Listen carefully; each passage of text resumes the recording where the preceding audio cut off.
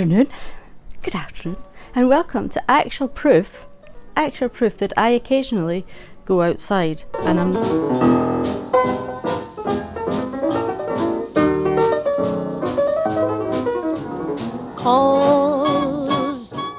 So we're starting off in the garden today for the simple reason that it's a garden project. It's a garden project. How exciting. Let me tell you about it. So, about 18 months ago, a friend of ours gave us a couple of garden chairs. This is aforementioned cats and garden chairs, okay? Garden chairs. And with said garden chair, well, they're not actually garden chairs, they're really conservatory chairs, but we use them as garden chairs. Now this spring the project is to get this garden tippity top, because since we moved in, we've not been able to get to grips with this garden because we've been doing stuff inside and health and all the rest of it. So this spring the plan is to do the garden, and so part of that is these chairs. So they came with also gave us these big bits of foam to put on them to sit, and it's like super comfy, and it makes it really nice. They're cut to fit and it makes it really comfy. However, they are just foam. So we want to cover them. Sorry, just see if I can get you straight. Sorry if I'm making anybody seasick with this. Also artwork by the Dornoch Bather, Mr. Andrew Campbell, son of a Gus. Any of those handles that you wish to use. So a while back I picked up quite a bit of this fabric, which is nice sort of spring green, and it's a good kind of heavyweight cotton canvas, good sturdy heavyweight cotton canvas. So what I did was I very accurately measured the squares of foam, and I cut out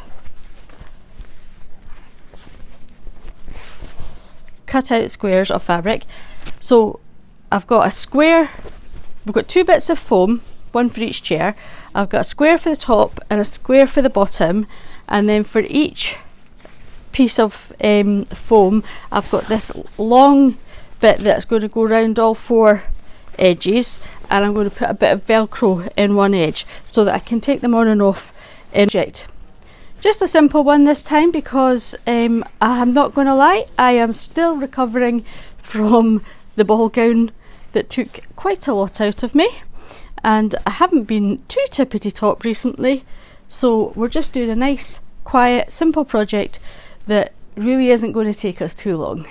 So I hope you enjoy it, and let's get these chairs covered, and hopefully that will give us the inspiration to get on with things like painting the wall and the fence and the decking and things like that. But that's all bigger jobs. This is a small job that I can do that's manageable. The bigger jobs, not my responsibility. I'm not going to worry about them too much right now. Okie dokie, let's get to it. Hello.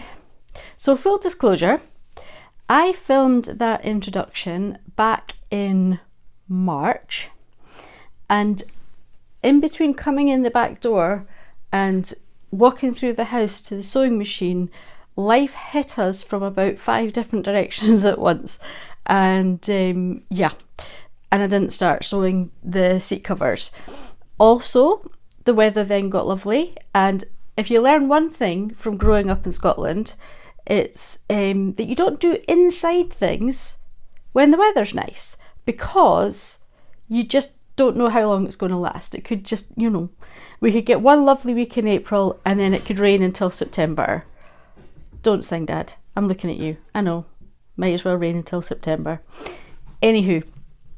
And then Stuart and I went on holiday for 10 days, and then we came back, and then life has gone on, and as a result we're now in the first week in May, and the seat covers still look like this. Haven't even started.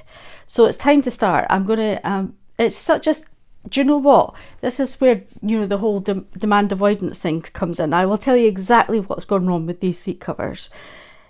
Such a simple project, such a simple project. Project was not my idea. Stuart requested this project.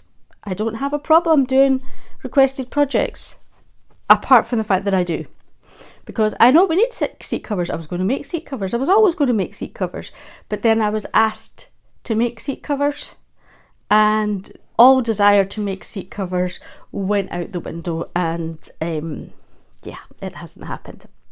So I'm going to get to grips with myself, give myself a stern talking to, and get on with these blooming seat covers. Let's get to it. Okay, so I've ironed under a seam allowance on the long rectangular piece, and I'm doing a spectacularly bad job of showing you what I'm doing because I'm just out of shot. I mean, anyway, so I'm starting the rectangle a couple of inches down from the start of the square, because I don't want to start right at the corner. The long rectangular bit is on the top and the square is underneath. So I'm going to sew the two pieces together down until I get to the first corner. Honestly, I've been trying to do this voiceover for 3 days. Anyway, right, so we get to the first corner, I lift the presser foot and I turn the fabric and I snip the top one. I snip the long rectangular piece that's going all the way around all four sides, and I snip that just in almost to where I'm stitching so that I can turn the fabric round. I'm again doing a spectacularly bad job of showing you what I'm doing. I don't know what happened to my filming when I was doing this. It was appalling. And yes, this video is delayed because the whole neighbourhood has been out in the garden with power tools, and I haven't been able to do any voiceover because everybody's got power tools. So yeah, then I'm going to go and overlock all four sides. Once I've put the long rectangle round one of the squares, I'm going to overlock all four edges of the square. And that is one side done. So then I'm going to get the top square and sew Velcro. Actually, I think this might be the long rectangular bit. No, this is the square. I'm sewing Velcro from a few inches past the corner up to the corner, along one complete edge of the square, and then a few inches down the next side. Because I didn't want it just to open along one side. I wanted to kind of go around the corners because the foam is quite chunky. I thought that, you know, a bit more of an opening would make it a bit easier to get the foam in and out.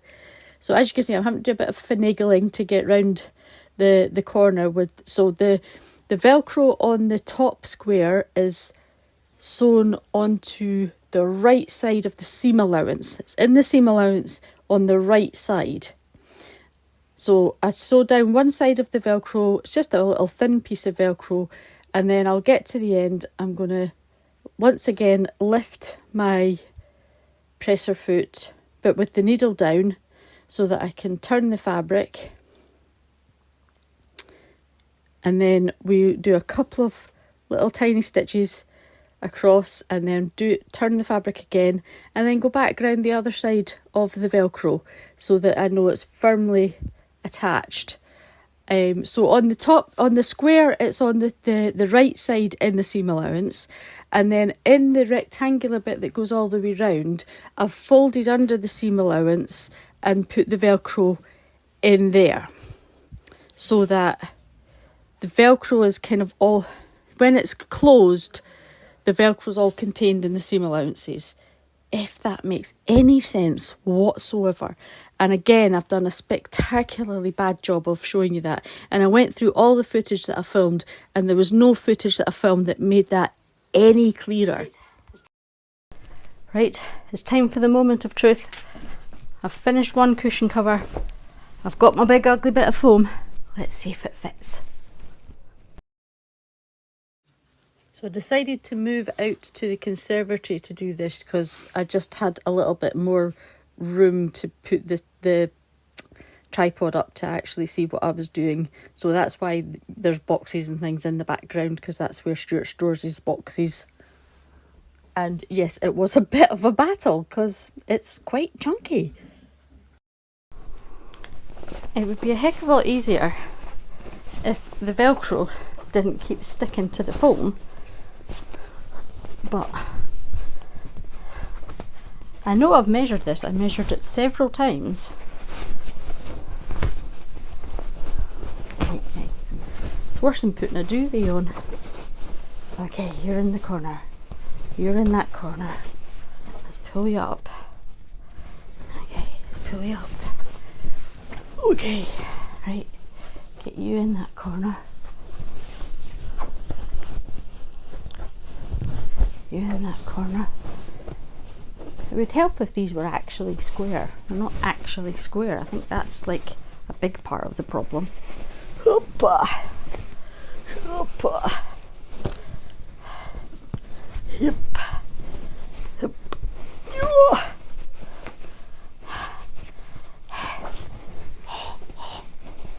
Hey, hey, hey.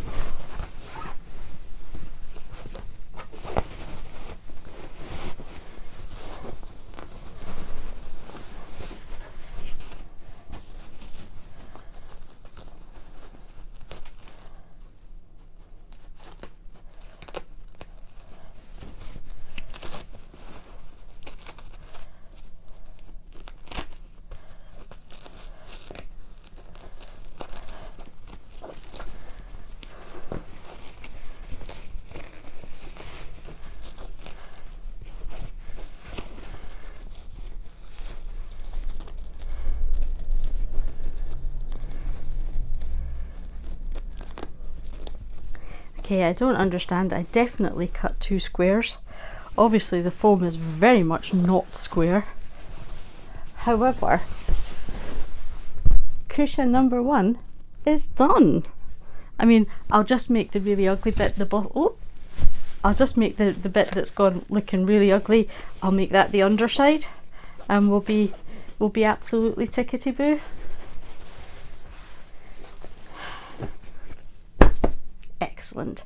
I'm now far too tired to do any more, so I'm going to put it away and I'm going to go for a lie down, I think, because there's no way I'm tackling a second cushion today.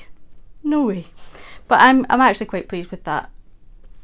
And because obviously I decided to make the whole project more complicated than it needed to be by painting the outdoor chairs, so I haven't finished painting them yet, so I'm not going to show you this on one of the chairs yet until I've finished painting them. So this will have to do for now.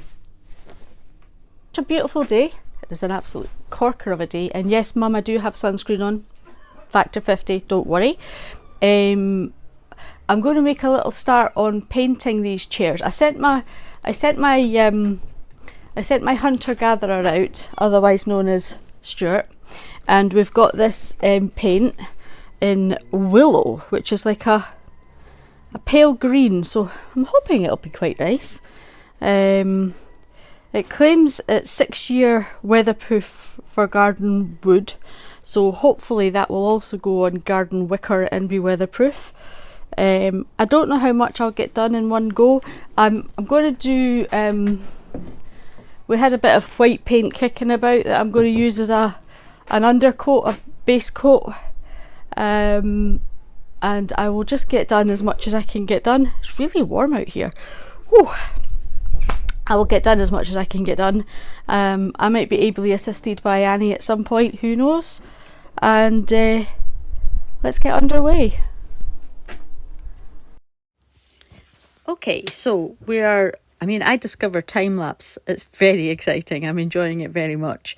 But yes, I basically over the course of the last 2 months, on any day when I had enough energy, I would do a little bit of painting. And obviously many lie downs were necessary in between painting because it was very exhausting. I mean, it looks incredibly quick there. I think each chair took about 2.5 hours. So I'm happy enough to call one chair undercoated a win for just now. That's plenty for just now. So I'm going to go in and wash off my brush and save my energy.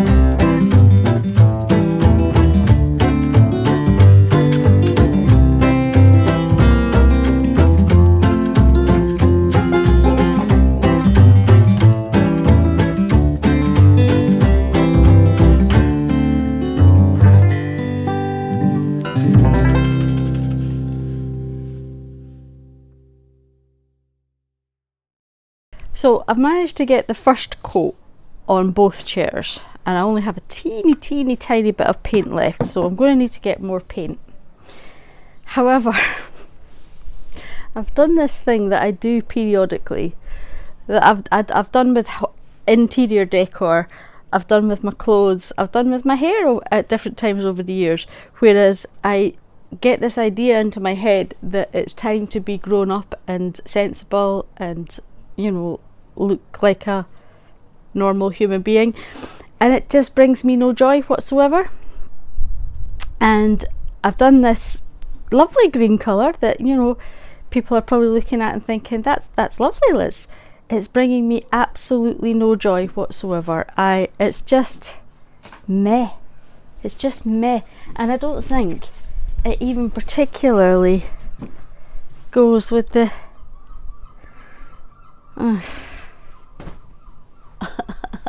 So, this being the case, since I need to get more paint anyway, I mean, I don't even know what my hair is doing today. Since I need to get more paint anyway, I'm going to get a different colour, because I just can't with this. If I go on and do another coat, it's not going to make it any better. It's not going to bring me any more joy than it is at the moment. So, yeah, pivot. Time for a rethink. Time to accept the fact that I am who I am, and it's going to have to be a nice, bright, cheerful colour. It is what it is. So, remains to be seen what I get. Watch this space.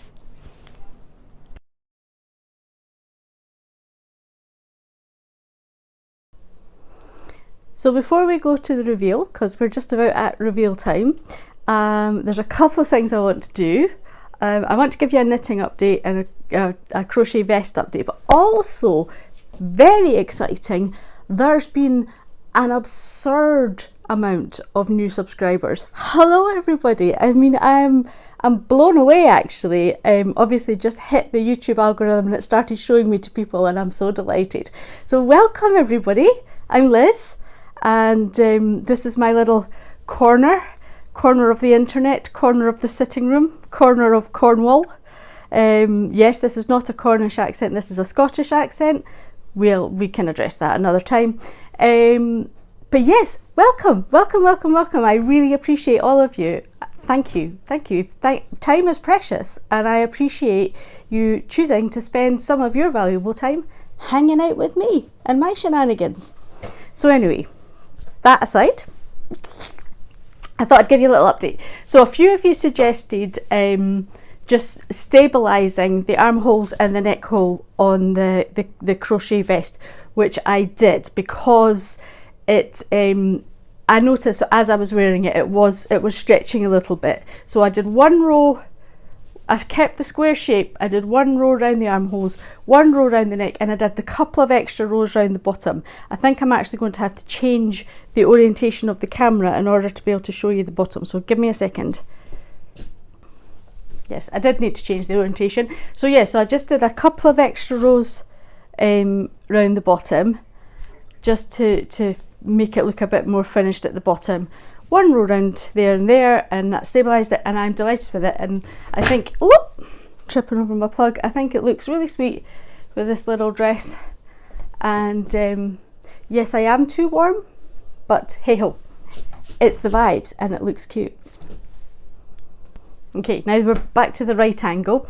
The other thing I thought was I would give you an update on where I was with vis-a-vis project paralysis. I kind of solved my project paralysis by not choosing any of the patterns that were currently in my head at the time. One subscriber very kindly suggested that I make a list of patterns and kind of tick them off as I do them, and it's a fabulous idea. It's a fabulous idea. Apart from the fact that my brain is too chaotic for that. I always do have a list in my head. If I wrote it down anywhere, I wouldn't look at it, or I would lose it. And also, if I wrote it down anywhere, it would instantly become something that I had to do and I wouldn't want to do it. So it might work for some people, but it wouldn't work for me. Although there is always, at any given time, I have at least 3 or 4 projects in my head, a couple of sewing projects, a DIY thing I want Stuart to do, a remodel. You know, at any given time, these things are in my head. It's just sometimes I have a bit of difficulty choosing them. So yes, I went with a project that wasn't in my head, but I got myself a new book from Vinted. I bought this little knitting book from Vinted. It's called Vintage Knits for Him and Her, and it's 30 modern knitting patterns for stylish vintage wear. It's by Amy England. I'll turn the camera around and I'll show you it because it's actually quite adorable. Now, unfortunately, I haven't really figured out the ability for top-down filming. So anyway, here we are. This is the book. So we've got, starts at the 60s. Does it start at the 60s? Shut up, Elizabeth. It starts at the 50s, I'm lying. It starts at the 50s. So we've got this little shawl collar jacket, this little top, which is so cute. These little tops. And I think I've gone through it, and I think I want to knit pretty much every pattern in it. I love them all. I love them all so much. They're really cute. I mean, look at that. That is just adorable. It's so cute. But the one I've chosen, I want to do a bit of stash busting, because, you know, we get a bit, my stash is weird. It's like leftover balls from other projects, balls of yarn that people have given me, and it tends to end up full of bits of things that I don't have enough for any given project. Like for anyone, I don't buy yarn specifically for a project very often. I have lots of bits of things. So yeah, I want to use up some of those bits of things. So I've actually chosen one from the 60s, not this sweater and skirt combo, although it is cute as buttons. Not this, although also cute as buttons, and I probably will do them at some point. Not either of these. Love that. Anyway, I used to wear things like that in the 80s. It's this sweater. Now, this sweater, I don't know if they've knitted it in a bigger size than she is, or if they've really aggressively blocked it. But I'm knitting up in the size that it told me to knit up, and I've done the back and the front already. This is the back, and I'm stash busting, so I'm using up little bits of, you know, so we're striping, and I've done the back and the front, and it's knitted up as a much, I mean, I've shortened it because I am very short-waisted, so I have shortened it because I didn't want it down on my hips, I wanted it at my waist. But it is going to be a much more fitted sweater unless I aggressively block it. I mean, which is actually technically more accurate, because they did tend to wear them a bit more fitted. But I'll just see how it goes. I'll just see how it goes. But I love the colours together. I'm really pleased with them. So I finished the front last night. So I'm just about to cast on my sleeves, and I do my sleeves 2 at a time. So they shouldn't take too long, and I think I'm quite pleased with that. So yeah, so it wasn't any of the projects that was in my head, but at least it got me out of project paralysis, and that's what we're doing. So enough side quests, enough nonsense. It's actually time to reveal the garden chairs and my little corner of the garden, because yes, the project grew. We all knew it would grow because, you know, we don't do outside things when it's sunny out, and we don't do inside things when it's sunny outside. So painting the chairs made it seem like a really good idea, which took me 2 months because I don't have a lot of energy. So there wasn't many days where I had the energy to do it, and I had to lie down in between panels on chairs. So yeah, it took longer than it needed to. So we're now just going into June, and we got it finished this week. So hey ho, it takes as long as it takes, doesn't it? So this is the start of the garden renovations. Got to start somewhere. I hope you like it. Also, in the comments, pause and tell me, did you guess what colour I was going to go with when I decided I didn't like the green? Did you get it right? Let me know in the comments if you got it right. I would be interested, because some of you know me quite well, so I would be interested to know if you guessed correctly. So anyway, I'm going to leave you now. I'm going to finish off with the reveal, and I will catch you next time. Love from Liz.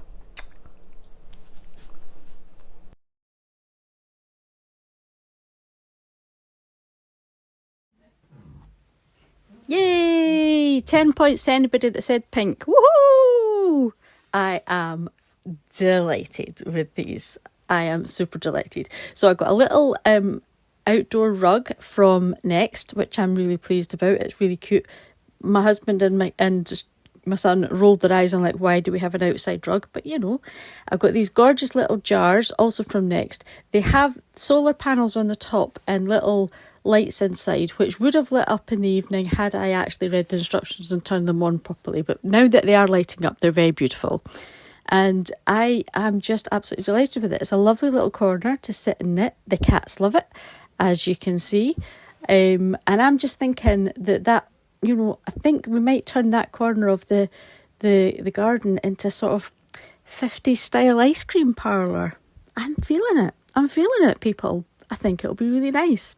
The dress, by the way, is one that I made last summer out of 2 linen tablecloths, which is super comfy and lovely to wear in the sunshine, because I'm covered up, because I tend not to expose too much skin to the sun, and but it's still lovely and cool and floaty. So yeah, I am absolutely delighted with this project. Stuart is also delighted, and he had his chimneria on, and we sat out in the evening, and it's really, really lovely. And yes, that is a wine glass, but it is actually Diet Coke in it, because I don't drink, and but I wanted to look posh. So, and yes, Stuart is showing you that actually the electricity coming from his body is able to power the lights. But I mean, yeah, reading instructions. And now he's going to tell me in great detail what he needs to still finish on his outdoor office that he's building at the other side of the garden. And I'm don't I look interested? I'm doing really well. Anyway, I'm delighted, and I will see you all next month.